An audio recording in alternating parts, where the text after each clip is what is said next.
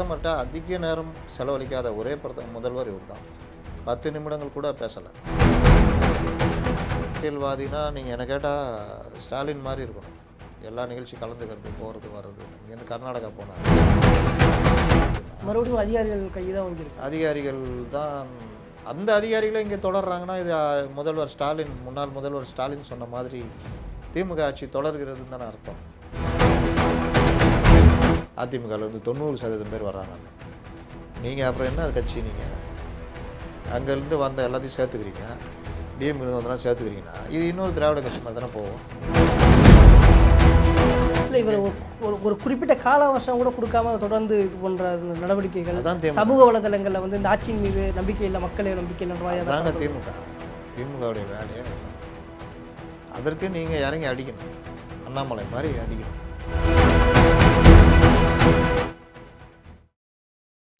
வைதை people நேயர்களுக்கு வணக்கம். தமிழகத்தினுடைய தற்போதைய பரபரப்பான அரசியல் சூழல் குறித்து பேசுவதற்காக மூத்த பத்திரிகையாளர் திரு முத்தலீஃப் நம்மோடு இருக்கிறார். அவர்கிட்ட பேசலாம். வணக்கம் சார். வணக்கம் சார். முதல்வர் அவர்களுடைய அந்த டெல்லி பயணம் பல்வேறு சர்ச்சைகளுக்கு உள்ளாயிருக்கு. அமித்ஷாவோட சந்திப்புன்றது, அதுக்கப்புறம் ராகுல் காந்தி சோனியா காந்தி சந்திப்புன்றது பண்ணலன்ற மாதிரி குற்றச்சாட்டு ஒரு இது சொல்கிறாங்க.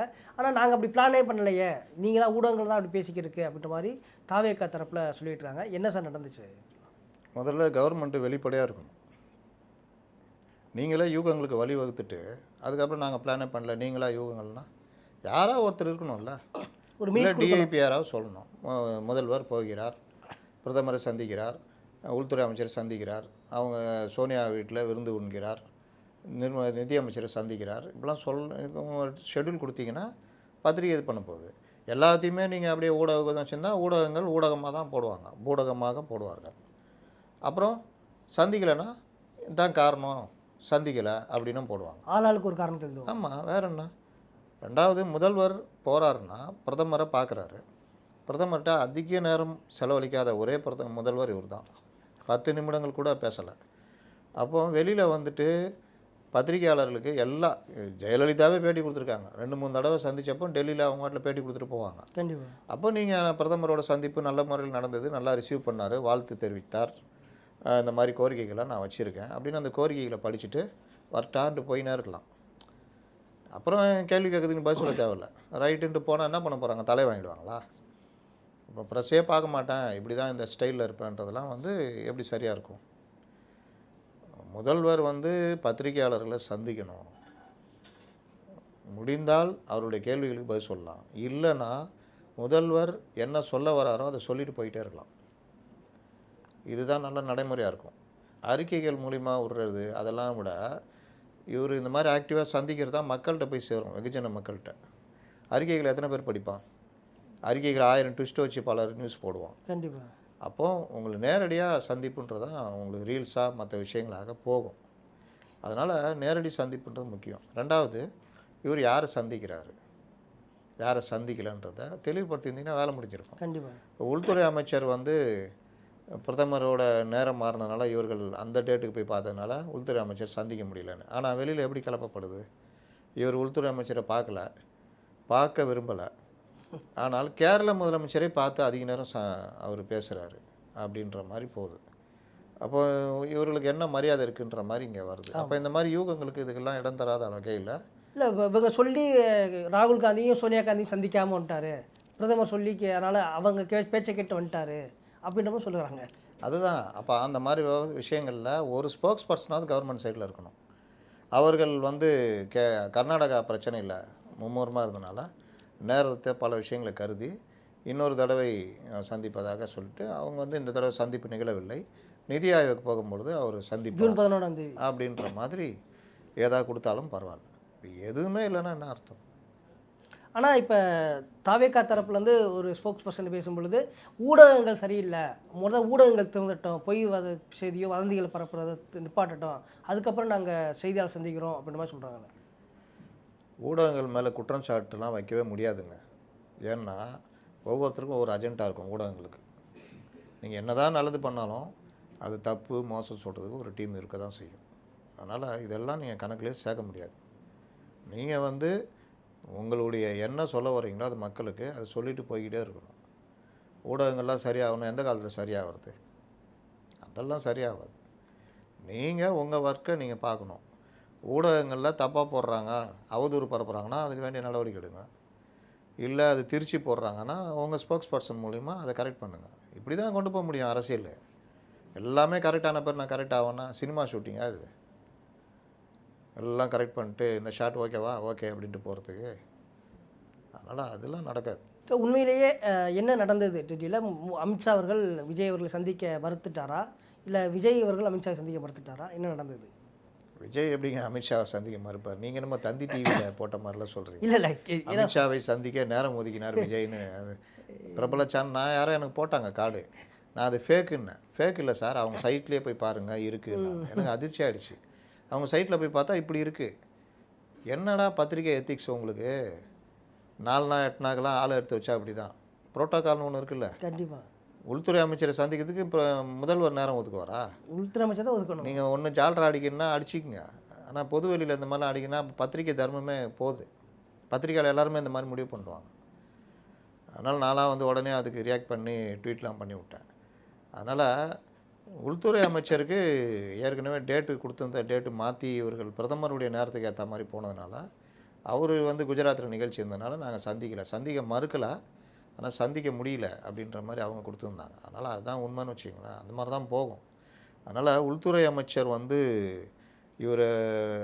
இவரை சந்திக்க மாட்டேன், இவரை சந்திப்புன்றதெல்லாம் அகில இந்திய லெவலில் அந்த மாதிரி யோசிக்க மாட்டாங்க. அது இவர்களுக்கு கிளப்பி விடப்பட்டதாக இருக்கும். இந்த யூகங்களுக்கு நீங்கள் வந்து இடம் கொடுக்குறீங்கல்ல, அதை சொல்கிறேன். கண்டிப்பாக உள்துறை அமைச்சரே முதல்வர் சந்திப்பதாக இருந்தது. உள்துறை அமைச்சர் இது பண்ணனால அதனால் சந்திக்கலை. அடுத்த தடவை வரும்போது சந்திப்பார்னா வேலை முடிஞ்சிடும். அதுக்கப்புறம் என்ன யூகத்தை கிளப்ப முடியும்? அதுக்கு மேலே கிளப்புறான்னா அவன் எதிர்கட்சி இந்த மாதிரி ஆளுங்க திமுக அந்த மாதிரி இருப்பான். அதெல்லாம் நீங்கள் ஒன்றும் பண்ண முடியாது. அதனால் இது அதே மாதிரி சோனியா காந்தி ராகுல் இவங்க சந்திப்பு, இந்த பிரச்சனை இருக்கும். இந்த அவர்கள் அதில் பிஸி ஆகிட்டாங்கன்றதுனால இருக்கும். கேரளாவுக்கு போகல, அதனால் கோவப்பட்டுட்டு பார்க்கல இருக்கலாங்க, எப்படி வேணால் இருக்கலாம். நீங்கள் ராகுல் காந்திலாம் நீங்கள் திடுக்குன்னு முடிவெடுக்கக்கூடிய ஆள். ராகுல் காந்திலாம் நீங்கள் பார்த்தீங்கன்னா அவர் அங்கே மேடையில் வச்சு கிட்டத்தட்ட அவமானப்படுத்துகிற மாதிரி பண்ணிட்டாங்க. அன்றைக்கி ஒருத்தர் கூட வணக்கம் சொல்லலை. இவர்கள் என்ன அரசியலில் பொது வாழ்க்கையில் இருக்காங்கன்னு தெரில. அப்போ அதெல்லாம் அவர் வந்து கோவத்தோடு தான் சத்தியமூர்த்தி பவன் போனார். அங்கே பெரிய தள்ளுமுள்ள ஆகிட்டுக்குது. அது கோபம் கூட சேர்ந்துக்கிட்டே அவர் போனாருன்னாங்க. அதோடைய விளைவு கேரளாவில் இவர் போனால் என்ன ரிசீவ் பண்ணுவாங்களா என்ன வந்து தெரிலன்ட்டு இவரும் ஏதோ கேரளா இது கேன்சல் பண்ணிட்டார். அதனால் நீங்கள் அரசியல்வாதினா நீங்கள் என்ன கேட்டால் ஸ்டாலின் மாதிரி இருக்கணும். எல்லா நிகழ்ச்சி கலந்துக்கிறது போகிறது வர்றதுன்னு. இங்கேருந்து கர்நாடகா போனார், அங்கேயே அவரை பின்னாடி தள்ளி விட்டாங்க தெரியும்ல. அதே இங்கே பெரிய ட்ரால் பண்ணாங்க. அதனால் பொது நிகழ்ச்சிகள் இந்த மாதிரி விஷயங்களை கலந்துக்கணும். அது நிகழ்ச்சிகளை கலந்துக்கிற விருந்தினர்களை கரெக்டாக நடத்தணும். இது எல்லாருக்கும் சொல்கிறேன். நிச்சயமாக அதில் ராகுலை சரியாக ரிசீவ் பண்ணலன்றது தான் பிரச்சனை. இப்போ அதனால் அவர் கோச்சிக்கிட்டார் வச்சுக்கிட்டாருன்னா அப்படிலாம் என் விருந்துக்கு ஓகே சொல்கிறாங்களா? இன்னொன்று காங்கிரஸுக்கு தமிழ்நாடு தேவை. தமிழ்நாடு மட்டும் இல்லை, விஜயை வச்சு கேரளா, ஆந்திரா எல்லா தென் மாநிலங்கள்லேயும் பிரச்சாரம் பண்ண முடியும் பார்லிமெண்ட் எலெக்ஷனில்.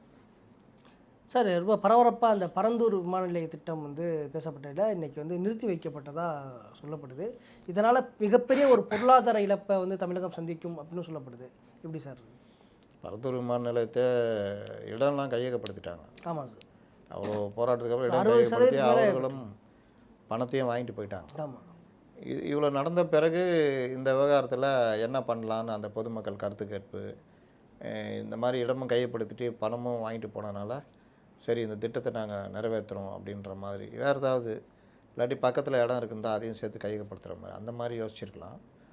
இப்போ அந்த திட்டத்தை கைவிடுறன்றது வந்து மேலோட்டமாக பார்த்தா பொதுமக்கள் ரீதியாக அவர்களுக்கு சொன்ன வாக்குறுதி நிறைவேற்றிட்டார் அப்படின்ற மாதிரி. ஆனால் அடுத்து என்ன, இன்றைக்கி கத்தே பசிபிக் விமானம் சென்னையில் இறங்காது, ரன்வே சரியில்லை. லுப்தான்சா ஒரே ஒரு இது சும்மா பேருக்கு அனுப்புகிறான். மற்ற பெரிய விமானங்கள், அமெரிக்க விமானங்கள், பிரிட்டிஷ் இதெல்லாம் இங்கே இறங்காது.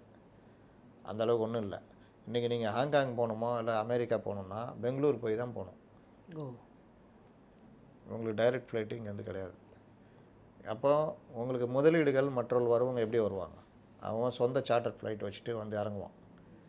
அவனுக்கு ஏற்ற வசதி இங்கே இருந்தால்தான் பண்ணுவான். அதனால தான் உங்களுக்கு கர்நாடகாவும் ஆந்திராவும் பல விஷயங்கள் தட்டிட்டு போகிறாங்க. அப்போ அதற்கேற்ற ஒரு நவீன ஏர்போர்ட்டு வேணும்.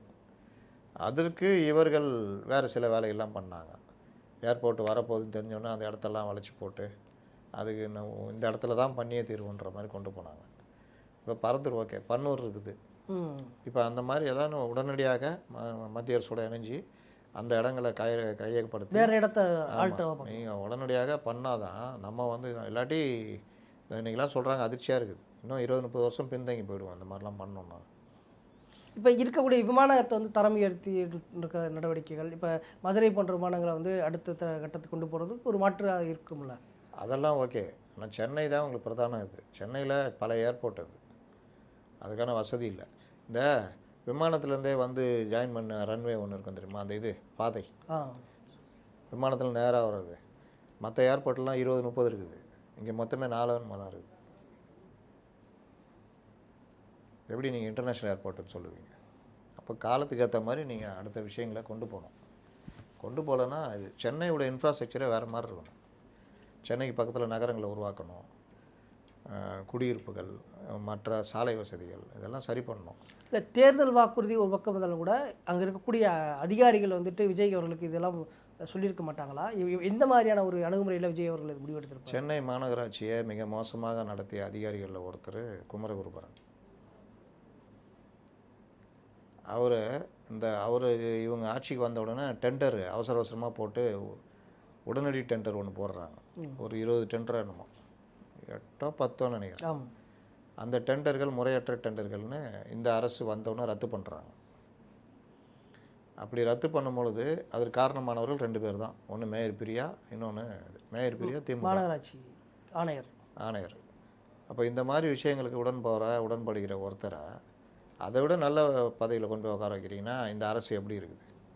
இதே குற்றச்சாட்டு ஒரு அருண் அவர்களுடைய பதவியிலையும் இருக்குது. அப்போ வேறு அதிகாரிகளே இல்லையான்னு கேட்குறேன். குறைஞ்சது 600-700 பேர் இருக்காங்க. அதில் கண்ணுக்கு தெரியாமல் ஓரங்கட்டப்பட்டு, அதை நேர்மையாக இருப்பான், நீ எங்கே வேணால் போடி, நான் வேலையை பார்த்துட்டு போகிறேன்னு போவான். லாபி பண்ணுறவன் இருப்பான், அவன் போய் லாபி பண்ணிக்கிட்டே இருப்பான், நேரில் போய் பார்ப்பான், அது பண்ணுவான், பணம் கொடுத்து பதவி வாங்க பார்ப்பான், எல்லா வேலையும் பண்ணுவான். அப்போ அவன் தான் அதிகாரியா? அவன் எப்படி திறமைசாலியாக இருப்பான்? பத்திரிகையாளர்களே எடுத்துக்கங்க. நான்லாம் யார்கிட்டையும் போகவே மாட்டேன், எனக்கு போகிறதுக்கு டைமும் கிடையாது. காலையில் வந்தேன்னா இந்த ஷூட், நைட் ஆனால் அடுத்த வேலைகள் இப்படி தான். இப்போ வந்திருக்க எல்லாருமே பெரும்பாலானால் தெரிஞ்ச ஆட்கள் தான். போயிட்டு செக்ரட்டரியேட்டில் போய் லாபியாக பண்ணிகிட்ருக்குறோம், ஃபோனில் கூட அவங்கள்ட்ட பேசுறதில்ல. ஆனால் இதையே பொழப்பாக எடுத்துக்கிட்டு செக்ரட்டரியேட்லேயே கிடக்கிறது, அவங்கள போய் பார்க்குறது, பண்ணுறது, இந்த மாதிரி ஆட்களும் இருப்பாங்க. இது எல்லா மட்டத்துலையும், அதிகாரிகள் மட்டத்துலையும் இது இருக்கும்.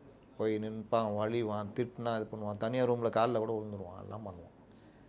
அப்போ அவங்கன்னா இந்த மாதிரி ஆட்களை இவங்க பயன்படுத்தல, உஷாராக இருக்கணும். ஆனால் இங்கே அது இருக்கா? ஐஏஎஸ் ஐபிஎஸ் பல ட்ரான்ஸ்ஃபர் பல இதெல்லாம் பார்க்கும்போது ரொம்ப அதிர்ச்சியாக இருக்குது. முதல்வர் ஸ்டாலின் முதல்வராக இருந்த பொழுது என்ன நடந்ததோ அதே மாதிரி ஒரு போக்கு இங்கே இருக்குதுன்னா மறுபடியும் அதிகாரிகள் கை தான் வாங்கியிருக்கு. அதிகாரிகள் தான் அந்த அதிகாரிகளை இங்கே தொடர்றாங்கன்னா இது முன்னாள் முதல்வர் ஸ்டாலின் சொன்ன மாதிரி திமுக ஆட்சி தொடர்கிறதுன்னு தானே அர்த்தம். இதை நம்ம சொல்ல, அவங்க கட்சிக்குள்ளேயே பயங்கர பொறுமல் இருக்குது. நீங்கள் சமூக வலைதளங்கள்லாம் பார்த்தா, ஏன்னா இவங்க தான் ஒரு இதை உருவாக்குனாங்க. இப்போ ஆதவ அர்ஜுனா அதை முன்னாள் ஆணையரை பற்றி கடுமையாக பேட்டிலாம் கொடுத்துருந்தார். கண்டிப்பாக அவங்க தொல்லை கொடுத்ததில்ல, இது நான் வந்தால் விட மாட்டோம் அப்படி இப்படின்னு. வந்தால் விட மாட்டேன்றது தான் அதுவா? இதே தான் ஸ்டாலின், கார்த்திகேயன் ஒரு ஐஏஎஸ் இருந்தார் அதிமுகவில், இப்போவும் இருக்கார். அவரை பற்றி இல்லாத அவ்வளோ கடுமையான இதெல்லாம் வச்சார். ஆட்சி வந்தோன்னு பார்த்தா அவர் பவரில் இருக்கார். அவருக்கு சரி, அவங்க மேலே இவங்களுக்கு அந்த அளவுக்குலாம் இது கிடையாது, எந்த அதிகாரி என்னான்னு. இப்போ அதே கார்த்திகேயன் பவர்ஃபுல் போஸ்ட்டில் தான் இருக்கார். இந்த மாதிரி பல பேரை நம்ம சொல்ல முடியும். 10 நாள் 1 மாதத்துக்குள்ளே எவ்வளோ பிரச்சனைனா, இன்னும் இந்த ஆட்சி 6 மாதம் அப்படி போகுதுன்னா எவ்வளோ பிரச்சனைகள், எவ்வளோ விஷயங்கள் வெளியே வரும். அதெல்லாம் பார்த்து பண்ணணுமா வேணாமா? கண்டிப்பாக. நல்லதே நடக்கலையா அப்போ எங்கள் ஆட்சியில் அப்படின்னு கேட்டால் ரொம்ப நல்லதெல்லாம் நடக்குது, உண்மையிலே பாராட்டலாம். இன்றைக்கெலாம் போய் திருச்செந்தூரில் நான்லாம் பர்சனலாகவே கேட்டுக்கிட்டேன், இந்த கட்டண வசூல், இந்த முறைகேடான வசூல்லாம் முறைப்படுத்துங்க. கோயில்களுக்கு பக்தர்கள் தெய்வத்தை பார்க்க வர்றாங்க, அந்த ஒரே காரணத்தை பயன்படுத்திக்கிட்டு அவங்ககிட்ட அடிக்கிற கொள்ளை இருக்குது, அவர்களை அடிமைத்தனமாக நடத்துவது, துட்டு கொடுத்தா அவர்களை ஸ்பெஷல் தரிசனம், இதை ஒரு பொழப்பாக வச்சுக்கிட்டு வியாபாரமாக மாற்றிக்கிட்டு, என்ன காரணம்? நான் கோயிலில் செல்வாக்காக இருக்கிறேன், நான் வச்சு தான் சட்டம் அப்படின்னு. இதெல்லாம் மாற்றுங்க. மாற்றுற இடத்துக்கு அந்த தம்பி வந்திருக்காப்புல. இன்னைக்கு கூட அந்த அவர்கிட்டயே 4000 ரூபா நடவடிக்கை எடுக்கன்னு குற்றச்சாட்டு வருது. அதுக்கு ஒரு விளக்கம் கொடுத்தாலும் கூட இல்லை அவர் சஸ்பெண்ட் பண்ணியிருக்காங்க. அந்த அர்ச்சகரை சஸ்பெண்ட் பண்ண மாதிரி இதுவும் வந்துச்சு தகவல். அந்த அர்ச்சகரை சஸ்பெண்ட் பண்ணியிருக்காங்க. அதுக்கு 2 காவலர்களை பணி நீக்கமே பண்ணிட்டாங்க. இன்னும் 2 பேர் பணி நீக்கம் பண்ணிடுறாங்க காவலர்களை. அப்போ இந்த விஷயங்கள்லாம் தொடர்ச்சியாக இதாகும். இதெல்லாம் இடமாற்றம் பண்ணி வேறு எங்கேயாவது போட்டு பவர் இல்லாத கோயிலில் போட்டு இந்த மாதிரிலாம் பண்ணாங்கன்னா பயம் வரும். அடிக்கடி ஆய்வுகள் பண்ணுறது, பொதுமக்கள் புகார் பெட்டி வச்சு புகாரை ரிசீவ் பண்ணி நடவடிக்கை எடுக்கிறது, இப்படிலாம் பண்ணால் எதிர்ப்பும் வரும். ஆனால் ஒரு பக்கம் தொடர்ந்து இந்த ரீல்ஸ் பண்ணிக்கிட்டு இருக்காங்க அமைச்சர்கள் எல்லாம் ஆய்வு, எம்எல்ஏக்கள் ஆய்வு எல்லாமே ரீல்ஸ் ஆட்சி நடக்குதுன்ற மாதிரியான குற்றச்சாட்டும் வச்சுருக்காங்க. அதெல்லாம் பயங்கரமாக நடக்குதுங்க. இந்த ஒரு அம்மா அது எதுலேயுமே கிடையாதுங்க. மகளிர் அணின்னு சொல்லிக்கிட்டு அது போய் கலெக்டரை பார்க்குது. கலெக்டர் எதுக்கு அப்பாயின்மெண்ட் கொடுக்குறாரு? சரி பார்க்கட்டும். அப்பாயின்மெண்ட் கொடுத்தது எதுக்கு வீடியோ எடுக்க விட்றாரு? அவங்கள ரிசீவ் பண்ணி பண்ணுறாரு. அப்போ கட்சிக்காரங்களாம் அவங்கள கொஞ்சம் அட்ஜஸ்ட் பண்ணி வச்சுக்கலான்ற போக்கு தானே. அதெல்லாம் அந்த மாதிரி ரீல்ஸாக போட்டு பெரிய இதாக போட்டு லாஸ்ட்டில் மாவட்ட செயலாளர் கூப்பிட்டு வான் பண்ணுற அளவுக்கு போகுது. அப்படி ஒரு பதவியில் என்ன நினச்சிட்டு இருக்கீங்க? அமைச்சர் வெளிநாட்டு முதலீடுகளுக்கு அழைப்பு கொடுக்குறாங்க, அதே ரீல்ஸாக போடுறாங்க. ஆமாம், ஏன்னா அவங்க அப்படி வந்த ஆள். ஐபேக்கு, இந்த ப்ரொமோஷனு, மோட்டிவேஷன்னு, அதனால் அதே இது. நீங்கள் உங்களுடைய பயணங்களை இல்லை உங்களுடைய தொடர்புகளை முதலீட்டாளர்களை சந்தித்து பேசி அவர்கள் மூலிமா கொண்டு வரணும். ரீல்ஸு போட்டு பாட்டு போட்டுன்னு விடுறதெல்லாம் என்னன்னா பொதுமக்கள்கிட்ட சீன் போடுறது இது. மற்றபடி பல அமைச்சர்கள் அவருடைய ஒர்க்கை கரெக்டாக பார்க்குறாங்க, ஆய்வு நடத்துகிறாங்க. ஓப்பன் டெண்டர் கொண்டு வந்துட்டாங்க. கார்ப்பரேஷனில் டெண்டரு இந்த கட்டட பிளானுக்கு அனுமதியெலாம் டைரெக்டாக ஆன்லைனில் கட்டலான்னு, சிஎம்டியில் ஸ்கொயர் ஃபீட்டுக்குள்ளே வாங்கியிருந்தெல்லாம் இனி கிடையாதுன்னு சொல்கிறது, இந்த மாதிரி விஷயங்கள்லாம் பாராட்டலாம். பத்திரிகைகளில் வர்ற விமர்சனங்கள், குறைகள், இந்த அறப்போர் இயக்கம் போன்றவர்கள் வைக்கிற குறைகள், பொதுமக்கள்கிட்டருந்து வர்ற குறைகள், சமூக வலைதளங்களில் வர்ற பிரச்சனைகள், காவல்துறையினர் அட்ராசிட்டி எதிராக வர்றது, இதெல்லாம் கவனித்து அடிக்கடி நடவடிக்கை எடுத்திருந்தால் உங்களுக்கு இது ஒரு செயலாக மாறிடும். அவங்களும் அப்படியே அடங்கிடுவாங்க காலப்போக்கில். வந்த புதுசில் கொஞ்சம் பண்ணுவோம், அப்புறம் எனக்கு என்ன வழக்கம் போல் திராவிட கட்சிகள் மாதிரி இருப்போம்னா 5 வருஷம் பொறுத்து மக்களும் அதே மாதிரி யோசிப்பாங்க. 10ஓட 11 அத்தோட நீ ஒன்றுன்ற முடிவு பண்ணுவாங்க. ஏன்னா இப்போ அதிகமாக இப்போ ஆதவர்ஜுனா சொல்கிறாரு அதிமுகவில் வந்து 90% பேர் வர்றாங்கன்னு.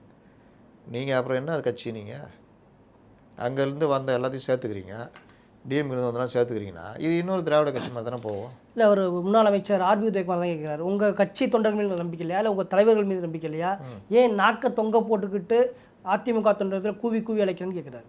அதாவது அதிமுகலேருந்து போகிறாங்கன்னா அதுக்கு அதிமுகவும் ஒரு காரணம். அந்த கட்சிக்குள்ளே நம்பிக்கையின்மை வந்துச்சுன்னா பின்ன அவன் என்ன பண்ணுவான்? அரசியல் வியாபாரம் தானுங்க. கண்டிப்பாக எல்லோரும் சம்பாதிக்க தான் வராங்க. அப்போ 5 வருஷம் ஆட்சி பிடிக்கும் அதிமுக அப்படின்னு தான் ஓடி வந்தாங்க. இப்போ வெள்ளமண்டி நடராஜெல்லாம் எதுக்கு ஓபிஎஸ் அணிலேருந்து இங்கே வந்தார்? அடுத்து என்டி ஆட்சி வரும், அதிமுக ஆட்சி வரும், நம்ம கொஞ்சம் இதாக பார்த்துக்கலான்னு. இல்லைன்னொன்னே டக்குன்னு தாவேக்கு தாவுறாரு. யார் பொறுப்பேற்கலன்ட்டு ஓடியான்ட்டார். பொறுப்பேற்கலான்னு. இங்கே எங்கே ஜனங்களுக்கு டக்குன்னு பயம் வருது, கோபம் வருது தொண்டர்களுக்குன்னா டக்குன்னு டிஎம்கே கூட கை கோத்தாங்கல்ல. அது 2 கட்சியிலையுமே அதிர்ச்சியை உருவாக்கிடுச்சு. ஆனால் திமுகலேருந்து யாருமே இப்படி ஆகலை சார், வெளியே வரல, தாவிக்கையில் சேர்றதோ மாதிரி இல்லையே சார். திமுக வந்து ஒரு ஒற்றை தலைமை, அந்த கரிஸ்மா இருக்குல்ல, ஸ்டாலின், உதயநிதி அப்படின்னு. இன்னொன்று அவர்கள் எதிர்கட்சி, அவர்கள் இன்னும் சட்டுன்னு எந்திக்கிறாங்க. அவங்களுக்குள்ளே இந்த பிரச்சனை வரல. இன்னொன்று அது ஊறி போனது. திமுக வந்து அதிமுகவோட போகிறத பற்றி திமுகவில் அதிர்ச்சி இருக்குது. ஆனால் அந்த கட்சியில் தொண்டர்கள் மற்றவர்கள்லாம் கிட்டத்தட்ட அடிமைத்தனமாகவே மாறிட்டாங்க. நீங்கள் அவங்க 5 வருஷம் ஆட்சியில் அவர்கள் ஒரு செட்டு தான் சம்பாரிச்சதெல்லாம் பண்ணுச்சு, மீதி இருக்கவங்களாம் அப்படியே. அதிமுக அப்படி இல்லை, ஒரு ஜனநாயக இயக்கம் மாதிரி கேள்வி கேட்குறது இதுன்னு. இங்கே எல்லாருக்கும் கோபம் எங்கேருந்து வருது? இப்போ இங்கே ஏதாவது எலும்புச்சா? இல்லை, இதெல்லாம் கிட்டத்தட்ட அடிமைத்தனம் மாதிரி. பாதி பேர் ஏடிஎம்ல இருந்தால் தான் அவங்கள ஏடிஎம்களை கூட்டணி போனால் ஒன்றும் பிரச்சனை இல்லை, நம்ம நல்லா இருக்கணும். அவர்களுக்கு இன்னொரு பிரச்சனை என்னென்னா ஆட்சியில் இருந்து இப்போ பல விஷயங்களை அதிமுக தாவேக தோண்ட ஆரம்பிச்சிருக்காங்க. அதில் தான் தப்பிக்கணும்னா தாவேக ஆட்சிக்கு வரக்கூடாதுன்றது தான் யோசிப்பாங்க. நிச்சயமாக ஏடிஎம்கே அப்படி இல்லை, ஆட்சியிலே இல்லை, ஆட்சிக்கு வர்ற நிலமை. எதிரியே ஏடிஎம்கேக்கு இதுதான், டிஎம்கே தான். அப்போ அதை மீறி டிஎம்கே கூட கூட்டு அப்படின்றப்ப தான் உள்ளுக்குள்ளே பிரச்சனை வருது இவங்க எல்லாருக்குமே. இன்னொன்று தாவேக அவங்களோட நெருங்கி இருந்தாங்க.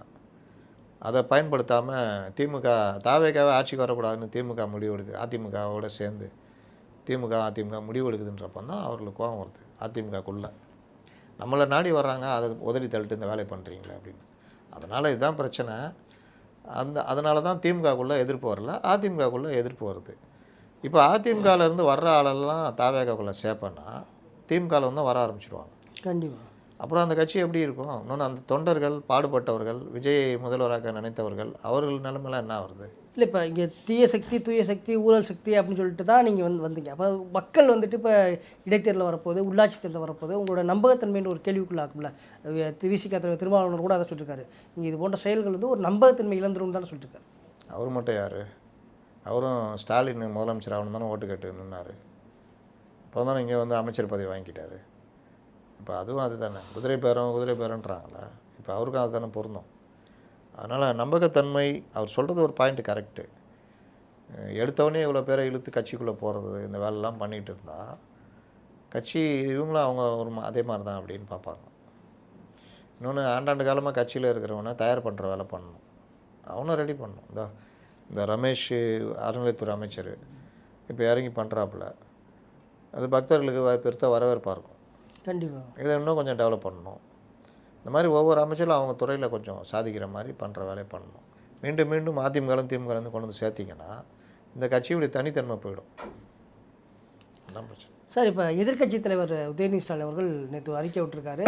சட்டம் ஒழுங்கு ரொம்ப கெட்டு போச்சு. இப்போ இங்கே சென்னையில் வந்து ஒரு மாணவனுக்கு, அது சிறுவனுக்கு வந்து மது கொடுத்து காவலர்கள் வன்முறை பண்ணிருக்காங்க. அதுபோல் சட்ட ஒழுங்கு பிரச்சனை சுட்டி காட்டி சந்தி சிரிக்குது அப்படின்ற மாதிரியான ஒரு இவங்க ஆட்சி காலத்தில் கருத்தை தெரிவிச்சிருக்காரு. இவங்க ஆட்சி காலத்தில் நாடே சிரிச்சது. இவர்கள் அதுக்கு பதில் கொடுக்கணுங்க. உங்களுடைய மிச்ச சொச்சம் தான் அது, மழை விட்டும் தூவான உடலன்ற மாதிரி.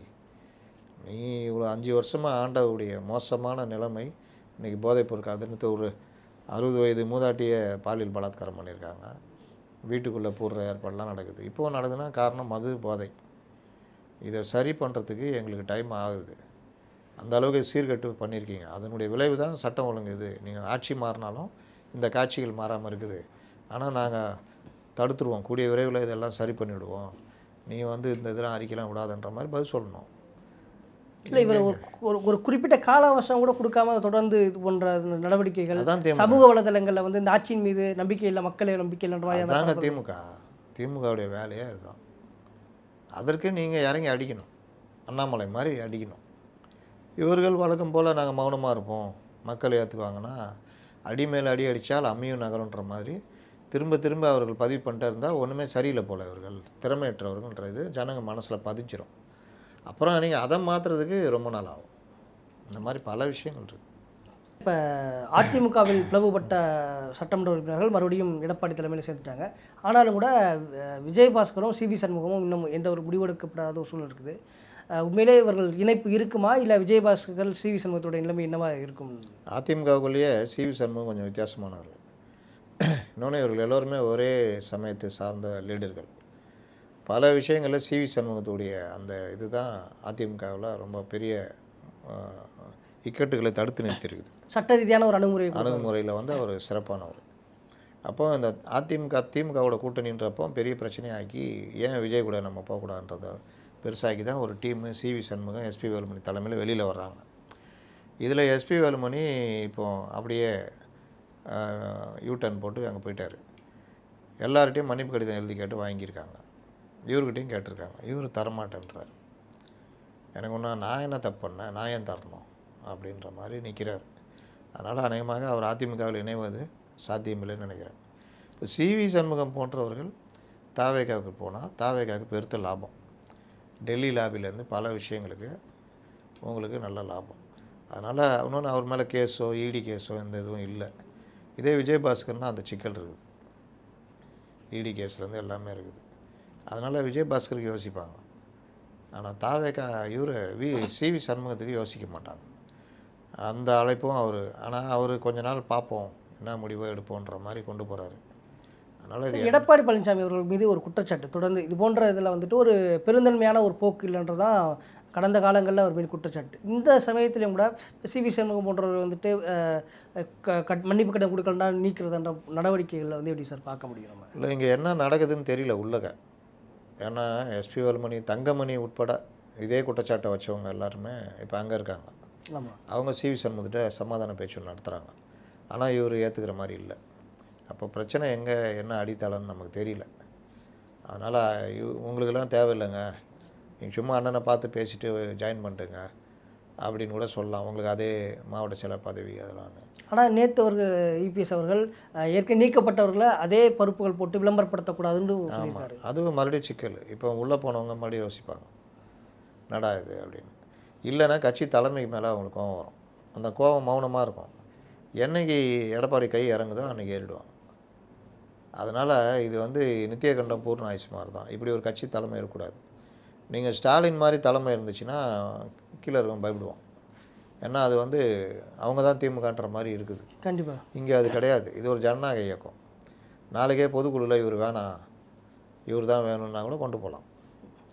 அதனால் அதற்கேற்றார் போல் அவரும் அரவணைச்சி கொண்டு போய் போகணும். அப்போ இந்த மாதிரி யாருக்கும் பொறுப்பு கிடையாதுன்றது தான் நேற்று அந்த அறிக்கையுடைய பதில். இந்த நெருக்கடியான சூழலும் கூட அந்த அரவணைப்புன்றது இல்லாமல் போச்சுன்னா அப்போ அவர்கள் கோபத்தை பல பேர் வெளியே காமிச்சிக்க மாட்டாங்க. நோய் கிருமி மாதிரி உள்ளே இருக்கும். என்னைக்கு உடம்பு பலகீனமாகுதோ அன்றைக்கி நோய் கிருமி பெருசாக அட்டாக் ஆகும். கண்டிப்பாக. அந்த மாதிரி என்னைக்கு எடப்பாடி பலகீனமாகறாரோ அன்றைக்கி இறங்கி அடிச்சிடுவாங்க. கட்சியை கைப்பற்றுற வேலையை கூட பண்ணுவாங்க. அதனால் இந்த அணுகுமுறை அவருக்கு நல்லா இருக்காது. நிச்சயமாக சார். உங்களுடைய நேரத்தை ஒதுக்கி உங்களுடைய கருத்துக்களை பயந்துட்டு நன்றி சார்.